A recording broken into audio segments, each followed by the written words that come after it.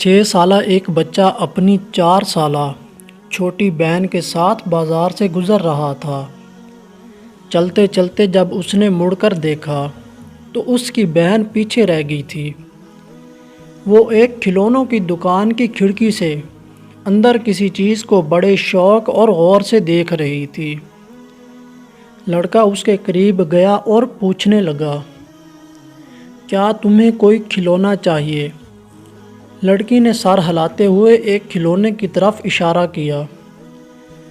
وہ بہن کے ساتھ دکان کے اندر گیا اور ایک ذمہ دار بڑے بھائی کی طرح وہ گڑیا اٹھا کر اپنی بہن کے ہاتھ میں تھما دی۔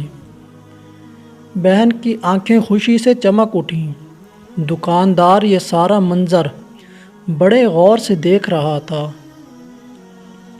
کہ اتنا چھوٹا سا بچہ کس قدر محبت اور ذمہ داری سے اپنی بہن کی فرمائش پوری کر رہا ہے۔ وہ لڑکا دکاندار کے پاس آیا اور کہنے لگا، انکل یہ گڑیا کتنے کی ہے؟ دکاندار ایک جہاں دیدہ شخص تھا اور زندگی کی اتار چڑھاؤ دیکھ چکا تھا۔ اس نے بڑے شفقت سے پوچھا، تم اس کی کتنی قیمت دے سکتے ہو؟ لڑکے نے جیب سے وہ ساری سیپیاں نکالیں جو اس نے ساحل سے چنی تھیں اور دکاندار کے سامنے میز پر رکھ دیں۔ دکاندار ان سیپیوں کو ایسے گننے لگا جیسے پیسے گن رہا ہو۔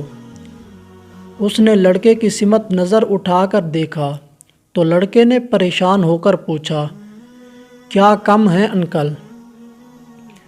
تو اس نے کہا، نہیں بیٹا، یہ تو اس گڑیا کی قیمت سے کہیں زیادہ ہیں۔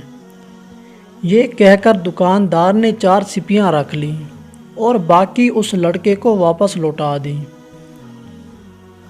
لڑکے نے سیپیاں اپنی جیب میں ڈالیں اور خوشی خوشی اپنی بہن کے ساتھ دکان سے نکل گیا۔ دکاندار کا ایک کاریگر بڑے غور سے یہ ماجرا دیکھ رہا تھا۔ دکاندار کے پاس آ کر کہنے لگا، یہ کیا کیا تو نے؟ اتنی قیمتی گڑیا 4 سیپیوں کی عوض اس بچے کو دے دی۔ تو دکاندار کہنے لگا، یہ ہمارے لیے سیپیاں ہیں لیکن اس لڑکے کے لیے بہت قیمتی ہیں۔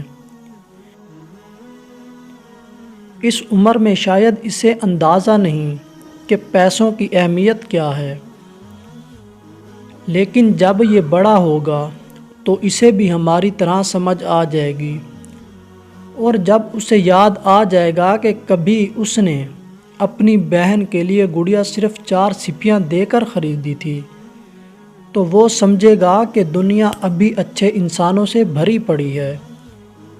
اس سے اسے ایک اچھا سبق ملے گا اور ممکن ہے یہ واقعی اسے بھی کسی کے ساتھ اچھا کرنے کی ترغیب کا باعث بن جائے گا۔